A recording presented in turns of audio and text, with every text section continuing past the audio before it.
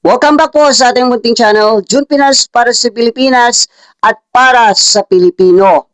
Meron po tayong ihahatid na pinakabagong balita sa inyo tungkol po dito kay Senator Alan Peter Cayetano. Tungkol po doon sa anomalya noong 2019 diyan sa SEA Games.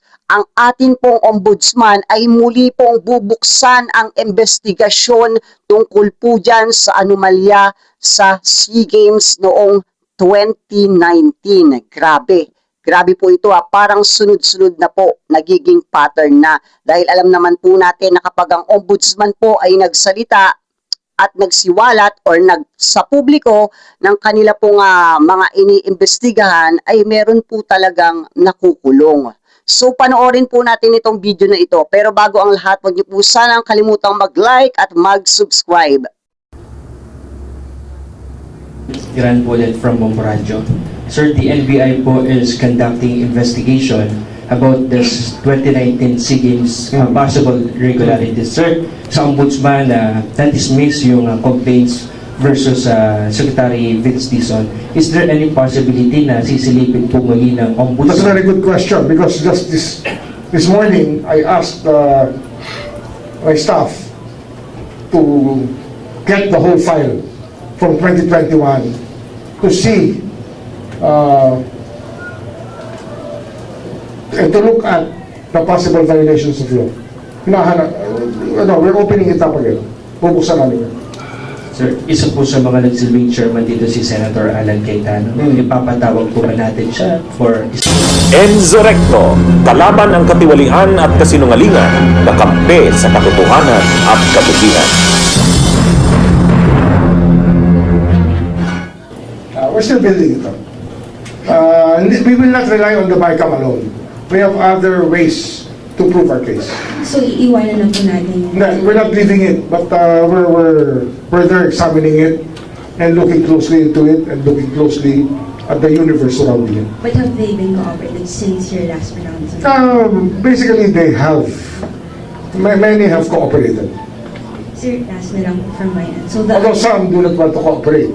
Some former legislators who were there already don't want to cooperate because obviously it can be,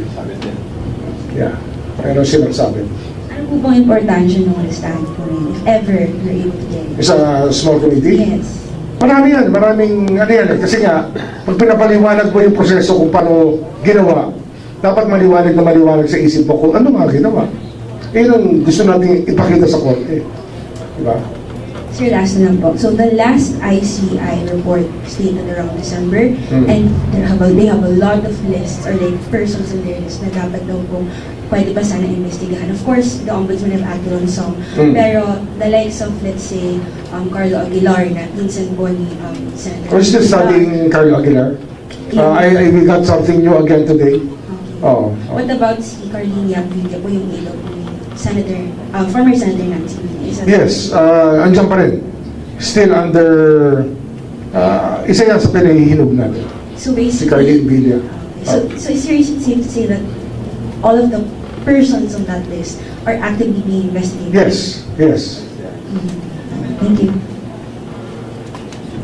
Ano yan yung ICI, sa dami ng dokumento, we tried using some AI on it. Just to tell you the truth, sinubukan namin gamitan ng AI to be able to organize the files in a certain manner. Meron din naman tulong. Kaya lang, we cannot rely on the AI to decide for us. Kasi nga, sa experience namin, nag-hallucinate minsan ng AI. Kaya dapat, you always keep your feet on the ground. Nag-hallucinate, ibig sabihin, minsan nag-iimbento siya nang wala doon. Kahit kayo, pag gumamit kayo ng AI sa pagsusulat nyo, nawawala ng soul yung inyong sinusulat, nawawala ng perspective, di ba? Sir, good afternoon. How about yung grant case na binubo naman natin about Senator Jesus Calero? Tuloy yan, ginagawa pa rin namin lahat yan. Ano yan alam mo, when you have 500 possible cases to file, at ang dating kasi ng mga tao, ng mga ebidensya dyan, iba't ibang level hindi naman reliable lahat. Kaya dapat susuriin mo pa ng gusto yan. Pero tuloy-tuloy yan, tuloy-tuloy yan. Some stage na siya, sir. Andiyan pa rin. Nasa fact-finding pa rin siya. Fact-finding pa rin. Pero malapit na rin yan. Darating tayo dyan. How about Senator Joel po? Ganun din. Same. Fact-finding. Same. Kasi nga, di ba, yung binigay ng DOJ was not enough for us eh. Hindi namin kayang i-file yun. Hindi namin kayang i-file yun. Okay. Okay na. Let's start last for the last set.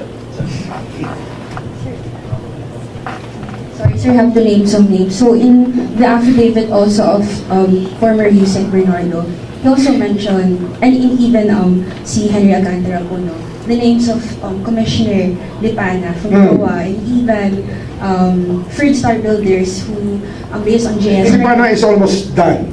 Oh, okay. Almost done, no? PI na ba yan? So we're going to have the PI very soon. What about yung case mo ng Third Star Builders po? Na Yung sa asawa niya. Third Star, yung si Representative Ferdinand Beltran po, magsasaka. Pero we have people on the job. Ah. Sir, Kasi contractor yan eh.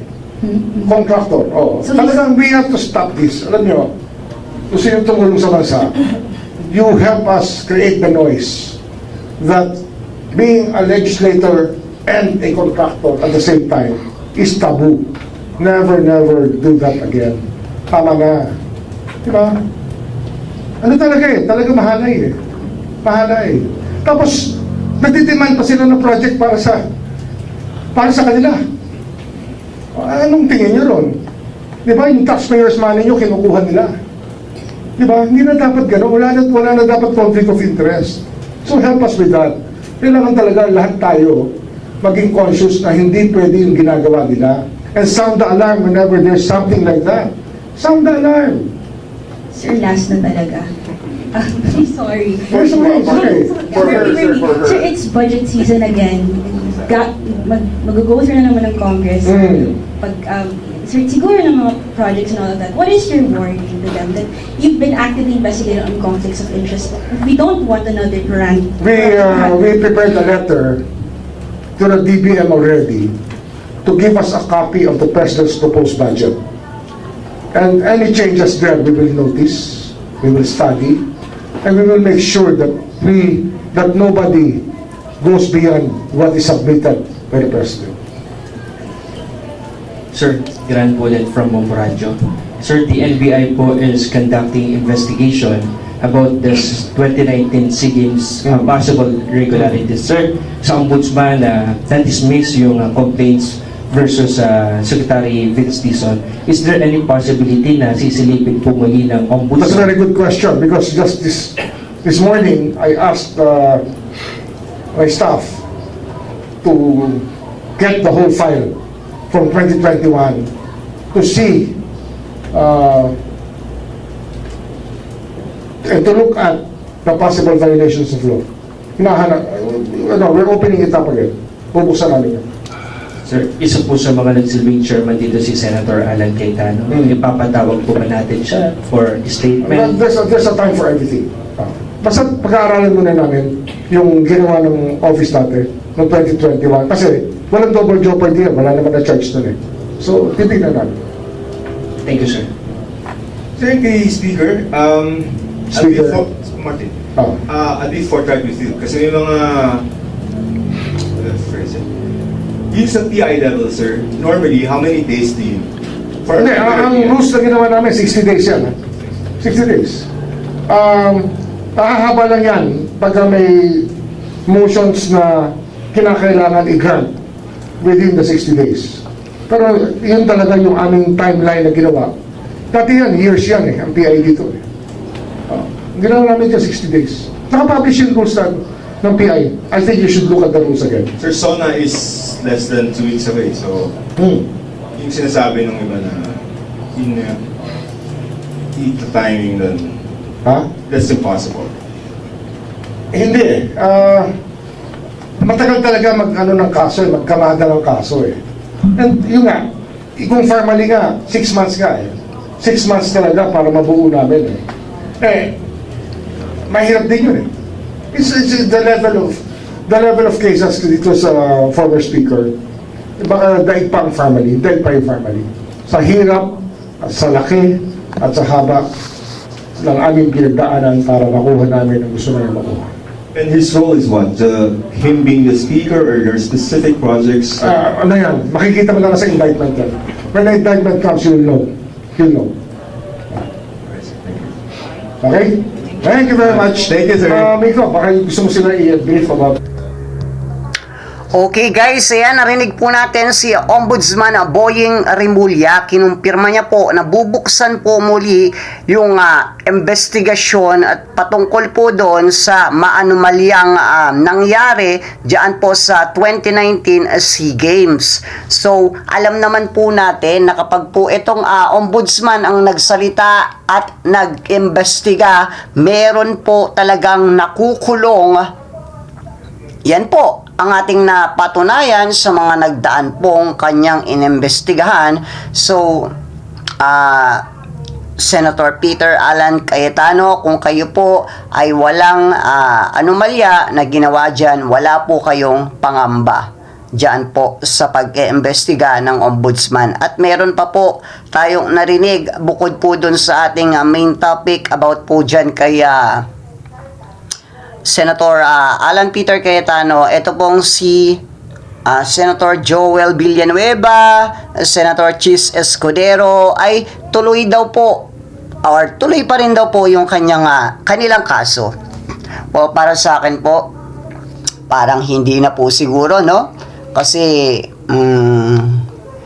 tawag dito, after nga po daw ni Senator Jinggoy, meron daw po ulit makukulong na senador na isinasangkot po sa flood control.